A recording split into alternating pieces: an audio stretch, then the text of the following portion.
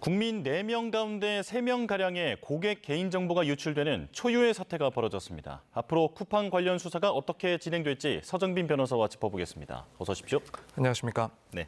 자, 어제 쿠팡 대표가 공개 사과를 했는데 지금 5개월간 이런 개인정보 유출을 몰랐다라고 지금 이렇게 알려져 있고요. 그런데 지금까지의 상황을 보면 석연치 않은 구석이 상당히 많은 것 같습니다. 자, 일단 쿠팡에서 어떤 정보가 어떻게 유출된 겁니까? 네, 일단 이번 사태는 단일 기업 기준으로 해서는 국내에서 이제 최대의 규모의 그런 개인정보 유출 사건으로 기록될 전망입니다. 유출된 정보가 3,370만 개 정도의 그런 계정 정보라고 하고요. 여기에는 이 고객의 이름이라든가 또 전화번호 혹은 이메일 주소 같은 이 기본 정보가 포함이 되어 있고 또 어떤 사례 같은 경우에는 배송지의 주소라든가 혹은 일부 주문 내역까지도 이제 포함된 것으로 파악을 하고 있습니다.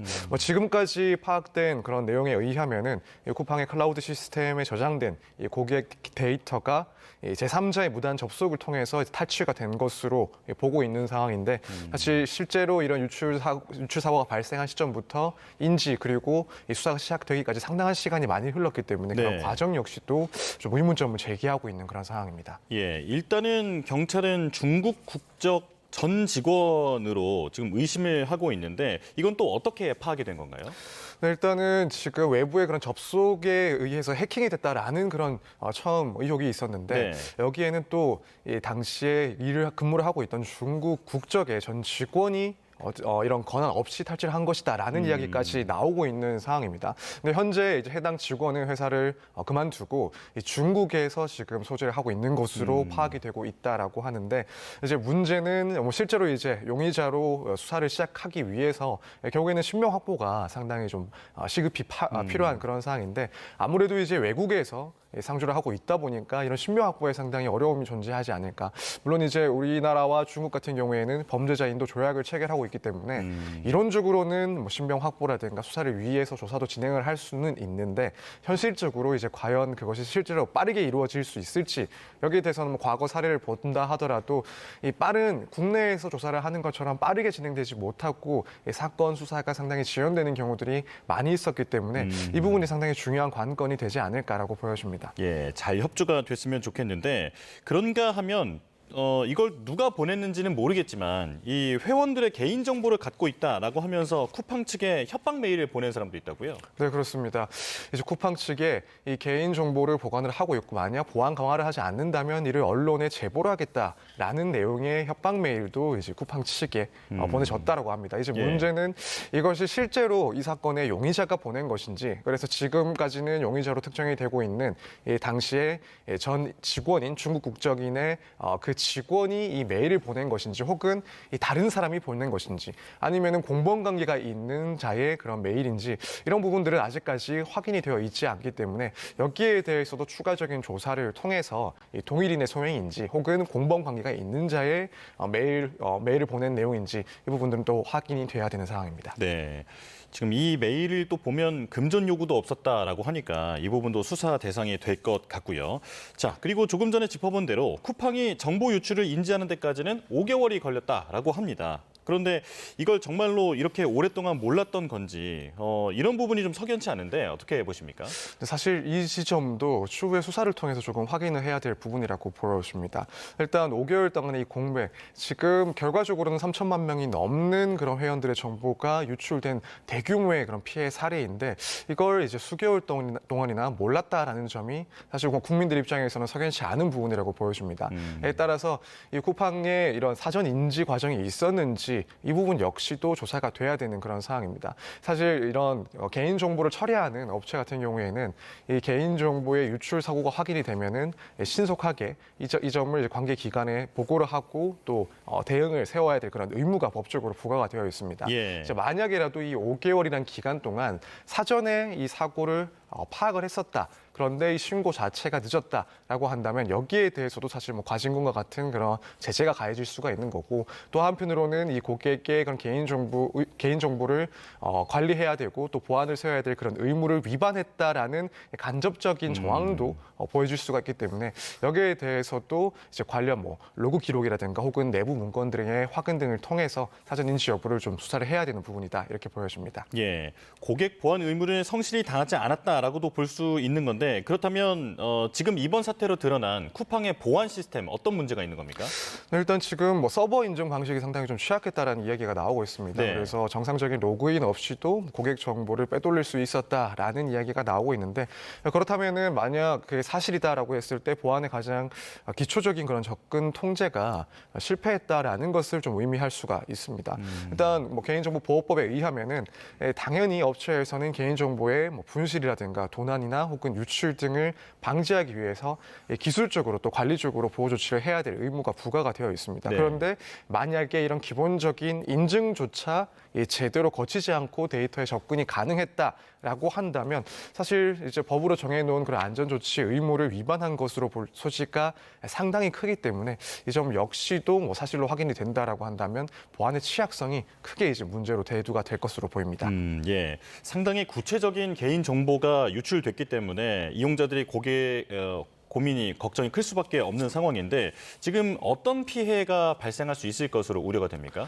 일단 이런 개인정보 같은 경우에는 추가적인 2차 범죄에 이제 사용될 수가 있다는 점이 상당히 큰 문제가 됩니다. 예. 개인적으로 걱정을 하고 있는 것은 결국에는 보이스 피싱이라든가 혹은 스미싱에 활용될 가능성이 상당히 높지 않나. 예. 특히 이제 이 정보, 개인정보뿐만 아니라 쿠팡에서 이 주문한 내역 일부까지도 이 정보에 포함이 되어 있는 사례들이 있고 또 한편으로는 유출 자체가 이제 쿠팡이라는 이런 플랫폼 업체를 통해서 유출됐기 때문에 이런 내용들이 결합된 범죄가 진행이 될 수 있습니다. 예를 들어 쿠팡에서 이런 배상 문제를 이제 해결하기 위해 당신의 개인 정보가 필요하다라는 식의 내용을 거짓말로 이제 보내고 여기서 또 다시 이제 추가적인 그런 금융 정보라든가 금전적인 피해까지도 발생할 수 있기 때문에 이런 침해가 발생할 수 있기 때문에 가장 큰 문제는 이런 보이스피싱이나 혹은 스미싱과 같은 2차 범죄에 활용될 수가 있다. 이 점이 가장 걱정되는 부분입니다. 예, 쿠팡 측은 카드 정보 같은 그런 결제에 활용되는 정보는 유출되지 않았다라고 진화에 나서고 있습니다만 이렇게 이 사태를 알아차리는 데까지 5개월이 넘게 걸리고 여러 부분에서 좀 미심쩍다 보니까 이걸 좀 믿을 수 있는가 이 부분도 좀 걱정이 되거든요. 그렇죠. 이제 많은 경우에 실제로 이제 개인정보 유출 사고가 발생하면 초기에는 해당 업체에서 이 피해 사실을 상당히 좀 축소하려는 그런 경향들이 있어 왔습니다. 예. 거기다가 말씀하신 것처럼 이 사건의 발생과 인지 과정에서 상당한 시차가 있었기 때문에 이제 지금까지 나온 그런 피해 사례 말고도 이 추가적으로 더욱 민감한 뭐 예컨대 그런 금융정보와 같은 그런 민감한 개인정보까지도 유출되지 않았나라는 걱정을 할 수밖에 없습니다. 그리고 실제 사례를 보더라도 이제 과거에 일부 정보만이 유출됐다라고 발표를 했지만 CBC 정보와 같은 그런 카드 정보까지도 유출된 사례들이 있었기 때문에 여기에 대해서도 추가 피해가 있지 않을지 좀 걱정을 해야 되는 상황으로 보입니다. 예. 이 부분 역시도 이제 수사기관에 뭐 포렌식과 같은 그런 수사를 통해서 추가적인 피해가 있는지 여부를 확인해야 될 내용이라고 생각이 됩니다. 예, 집단 소송 모집을 하고 있는데 상당히 많은 지금 피해자들이 몰렸다라고 하는데 이게 지금 피해자가 3,300만 명이 넘다 보니까 만약에 손해배상을 하면 또 천문학적인 금액이 나갈 수도 있겠죠. 네, 그렇습니다. 사실 뭐 저도 이제 개인 문자가 와서 이 집단 소송에 대한 안내가 있었는데 뭐 현실적으로 얘기를 하자면은 이 피해를 입은 고객들 같은 경우에 한 명당 10만 원에서 한 20만 원, 뭐 최대한 30만 원 정도까지의 위자료를 청구를 하고 또 인용이 될 가능성이 상당히 높아 보입니다. 법상으로는 이런 피해가 발생했을 때 실제 손해액을 뭐 입증하지 않는다 하더라도 최대 300만 원까지는 이 손해를 산정을 해서 청구를 할 수 있도록 하고 있는데 뭐 현실적인 그런 실무의 관행을 봤을 때는 뭐 최대 20만 원 혹은 30만 원 정도로 보입니다. 그리고 저도 이제 계산을 어느 정도 해보니까 만약 뭐 전체 대부분의 이 소비자들 피해를 본 소비자들이 소송을 제기해서 승소 판결을 받는다라고 한다면 뭐 거의 수조, 뭐 10조에 가까운 손해액도 산정이 가능하지 않나. 그렇게 되면은 뭐 쿠팡 입장에서는 상당히 좀 큰 타격이 예상이 되는 그런 상황입니다. 예. 자, IP 카메라 해킹 사태도 잠깐 짚어보겠습니다. 홈캠, 그러니까 집 안을 비추는 용도로 사용하는 그런 카메라가 해킹을 당한 건데 이게 12만여 대나 해킹이 됐다라고 하더라고요. 상당히 허술한 게 아닌가 싶은데 어떻게 된 일입니까? 네, 일단 말씀하신 것처럼 12만 대에 대한 그런 웹캠에 대해서 이제 해킹이 된 사례입니다. 특히 이제 홈캠이라고 해서 우리가 뭐 유선 말고 무선으로 이제 인터넷에 접속을 해서 어디에서든 외부에서든 이런 집안에 설치된 카메라 혹은 뭐 실내에 설치된 카메라 내용을 확인할 수가 있는 방식의 이 카메라에 대해서 해킹이 이루어졌다라고 합니다. 아주 고도의 뭐 해킹 방법을 통해서 이런 범행이 이루어진 것이 아니라 이제 우리가 이런 웹캠 등을 설치를 하면은 비밀번호를 있는 그대로 둔다든가 그래서 예. 예를 들면 뭐 0000으로 해놓는다든가 혹은 뭐 내가 알기 쉽도록 뭐 1, 2, 3, 4와 같은 추측하거나 혹은 추론하기 상당히 쉬운 그런 비밀번호를 많이 설정을 해놓기 때문에 여기에 대해서 이제 비밀번호들을 다 대입을 해보고 그렇게 해서 피해를 본 이 카메라가 12만 대라는 겁니다. 그리고 이 카메라를 통해서 개인의 그런 사생활까지도 당연히 노출이 됐고 특히나 이제 성적인 그런 장면들 혹은 뭐 나체와 같은 그런 모습들이 찍힌 것들은 이제 해외 사이트에 이제 올리고 또 판매를 하는 식으로 이익을 낸 그런 상황입니다. 예, 이게 이런 카메라 연결을 해보신 분들은 알겠지만 그냥 와이파이처럼 어떤 기기와 이렇게 연결을 할 때 비밀번호가 뜨잖아요. 여기에 0000 정도로 적어봤더니 그냥 접속이 되더라. 이 부분인데 자 이렇게 좀 허술하게 되어 있는 부분은 빨리 좀 바꿔야 할 것 같다라는 생각이 드는데요. 자 이런 영상을 본 사람들도 처벌을 받는다고요? 네, 그렇습니다. 이제 과거에 비해서 뭐 이런 성 관련된 범죄들에 대해서 보다 이제 강한 법률적인 그런 시행들이 있어 왔습니다. 그렇기 때문에 이제 해당 영상들을 내가 구매를 한 것뿐만 아니라 또 시청만 했다 하더라도 여기에 대해서는 상당한 처벌이 이루어집니다. 그래서 이 촬영 대상이 미성년자다.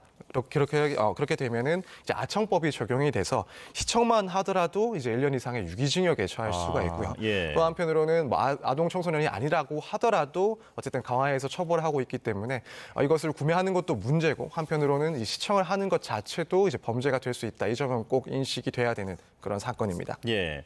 자 그런데 이 범인들이 공범 관계는 아니었다라고 합니다. 그렇다면 이렇게 개인적으로 해킹에 나서는 다른 사람들도 많지 않을까 이런 걱정이 되거든요. 네, 그러니까 처음에는 사실 이 사건이 한 번에 이제 발표가 되면서 터져 나오면서 이 공범 관계라고 당연히 생각을 했었는데 정작 이 당사자들은 서로 모르는 사이였다고 합니다. 그 말은 결국에는 이렇게 유사한 해킹 방식이 실제로 상당수 이루어질 수 있다라는 거고 또 이 해킹의 난이도 역시도 그리 어렵지 않다라는 점을 의미를 한다라고 생각이 됩니다. 그렇기 때문에 실제 우리 주변에서 이제 워낙 많은 그런 IP 카메라 등이 활용되고 있는데 사실 이런 부분들은 우리가 생각하는 것보다 훨씬 더 범죄 피해에 노출되어 있는 상황이다라는 점이 좀 인지가 돼야 된다라고 생각이 되고 이제 앞으로도 얼마든지 이런 개별적인 범죄자들이 마음만 먹으면 충분히 이런 해킹을 할 수 있기 때문에 특히나 이제 이 소비자들, 이용자들 입장에서는 이 보안과 관련해서는 좀 설정을 확실하게 강화를 해서 이런 피해를 막을 수 있는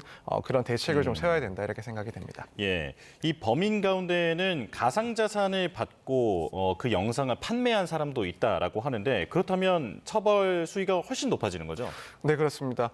이제 법률상으로는 단순히 이제 성착취물을 제작하는 것뿐만 아니라 뭐 영리 목적으로 이것을 제작하는 경우 혹은 이것을 또 판매를 하고 또 유포를 하는 경우 각각 따로따로 또 규정을 해서 처벌을 하고 있습니다. 그래서 일단 이런 성착취물을 제작을 한 행위에 대해서는 영리 목적이 또 포함이 되어 있기 때문에 가중해서 처벌을 받는 것이고 또 이것을 실제로 판매를 하고 유포를 했기 때문에 여기에 대해서도 별도의 범죄가 성립을 해서 처벌을 받게 됩니다. 그래서 지금 이 사건 같은 경우에는 이 피해자의 수라든가 혹은 영리와 같은 목적이 있었다. 실제로 이 다수의 성착취물이 유포가 되었다라는 점이 모두 고려가 된다면 상당히 큰 중형에 처할 수 있다 이렇게 보여집니다. 예. 그리고 조금 전에 이 영상을 본 사람도 처벌을 받는다 하셨는데 이게 그냥 아무 생각 없이 다른 사람에게 뭐 돈을 받는다든지 하는 게 아니라 그냥 공유만 했다 하더라도 처벌을 받는 거죠? 네, 그렇습니다. 말씀드린 것처럼 이런 성착취물에 대해서 각각의 개별적인 행위들에 대해서 모두 규정을 하고 있습니다. 그래서 단순히 내가 시청을 한 것도 처벌을 하지만 이것을 또다시 복사를 하고 또 유포를 한 그래서 남들에게 공유를 하는 경우만 하더라도 이때도 마찬가지로 추가적인 처벌에 이루어질 수가 있습니다. 네, 알겠습니다. 여기까지 설명 듣겠습니다. 서정빈 변호사와 함께했습니다. 고맙습니다. 감사합니다.